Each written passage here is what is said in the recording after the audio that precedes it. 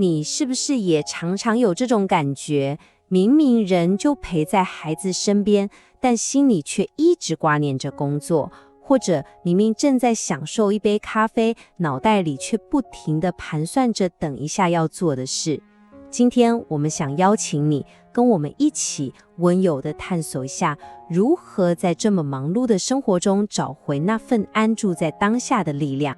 我们好像总是为了未来在奔波，或者为了过去感到惋惜，却常常忽略了我们唯一真正能抓住的，其实就只有现在这一刻。这句话或许就像一面镜子，照见了我们每个人心中那个总是跑得太快的自己。接下来的几分钟我们就一起走一段小小的旅程。我们会从一个匆忙的早晨开始，看看我们的心是怎么飘到远方的，然后去理解原来那份担忧背后藏着的是爱。接着我们会学一个很温柔的方法，回到当下，练习一个超简单的实践，最后会发现我们能给出的最珍贵的礼物到底是什么。好，那我们的旅程就从一个你我都非常熟悉的场景开始吧。一个你我都可能在今天早上才刚刚经历过的匆忙的早晨。催孩子起床，弄早餐，赶着出门，我们的脑袋里想的总不是现在，而是等一下，待会儿，还有之后。我们的心好像永远都跑在身体前面好几步。不过我们可以试试看，有一天就试着打破这个惯性，停下来，就只是抱着孩子，不是为了任何特别的理由，就只是因为在那一刻我们都在，然后轻轻地告诉他，也告诉自己，我们现在可以这样抱着，真的是一件很幸福的事。那份感觉真的不需要任何的理由或目的。其实这种身心不在同一个地方的状态，不只发生在早上，对吧？我们的身体在这里，心却常常不知道飘到哪里去了。那为什么会这样呢？对了，记得在这次分享的最后，我会跟你分享一个很温柔的小提问，可以帮助我们觉察自己的心究竟飘到了哪里。我们的念头真的就像一场拉锯战，对不对？一下子呢被拉回过去，心里想着，要是我那个时候对孩子再温柔一点就好了。一下子又被抛向遥远的未来，担忧着孩子长大之后，万一过得很辛苦怎么办？我们就在过去的悔恨跟未来的焦虑之间来来回回的摆荡。可是在这所有思绪的风暴里，你现在到底在哪里呢？为什么我们的心总是这么忙，好像停不下来？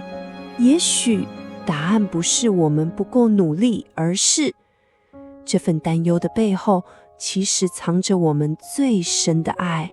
我们心里是不是常常有这样的声音？就是因为在乎，才会想这么多或是如果我不先替他们想好，未来怎么办？所以你看，这份担忧其实是我们表达爱与责任的一种方式。但这里有个我们可能没注意到的代价，当我们一直活在对未来的担忧里，反而会错过唯一真正能够去爱、去陪伴的那个瞬间，也就是现在。所以今天我们想分享的，真的不是要你不要担心或不要想东想西，它更像是一个温柔的邀请，邀请我们一次又一次的轻轻的回到当下。这一点真的很重要咯。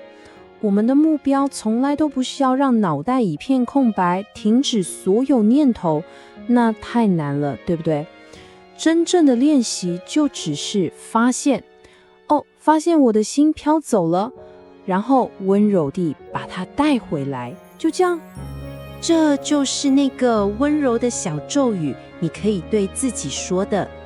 当你发现自己又陷入担忧时，在心里轻轻地跟自己说一声，我回来了。不用责备自己，只是单纯的回来。好，那接下来我们来看一个超级简单的练习，它不需要任何仪式，也不需要一个绝对安静的环境，完全是为了我们这种忙碌的日常生活所设计的。你看，就像画面上说的，步骤超级简单。第一步，在任何一个时刻，真的，不管你在洗碗、走路都可以，单纯的觉察到当下。第二步，在心里对自己说，我现在在这里。第三步，也是最重要的，就是这样就够了。你不是离开了，你只是回来了。这就是练习的核心，简单，而且随时随地都能做。好，这就是我前面答应要给你的那个温柔的提醒。当你觉得很焦虑的时候，可以问问自己这个问题：我现在担心的是一件正在发生的事，还是一个只存在我脑袋里的画面？光是这样问，就能帮助我们的心从想象的恐惧中慢慢的走回现实。当我们将一次又一次的练习回到当下，其实我们不只给了自己一份礼物，更重要的是，我们在不知不觉中给了孩子一份他们最需要也最珍贵的礼物。我们这么努力，对不对？就是想给孩子一个最好的未来。但或许很多年后，孩子心里记得最清楚的，不是我们帮他们规划了多棒的路，而是在那一些很平凡的时刻，有个人是真真实实的、全心全意地陪在他们身边。我们的在，就是那份最深刻的礼物。因为啊，不管我们想了多少，计划了多少，生命永远都只发生在这一刻，不在过去，也不在未来，就在这里。那么这周想邀请你做个小练习，真的很简单，试着去找一个非常普通的时刻，不用特别安静，也不用特别完整，就在那个瞬间，对自己轻轻说一句：我现在在这里。这样就够了。如果你希望让这样的练习慢慢成为生活的一部分，欢迎你来 Ann 亲子书房练习曲的每周正念单元，我们都会在这里陪着大家一起练习，一次又一次温柔地回来。最后，真的谢谢你愿意把这段宝贵的时间送给自己。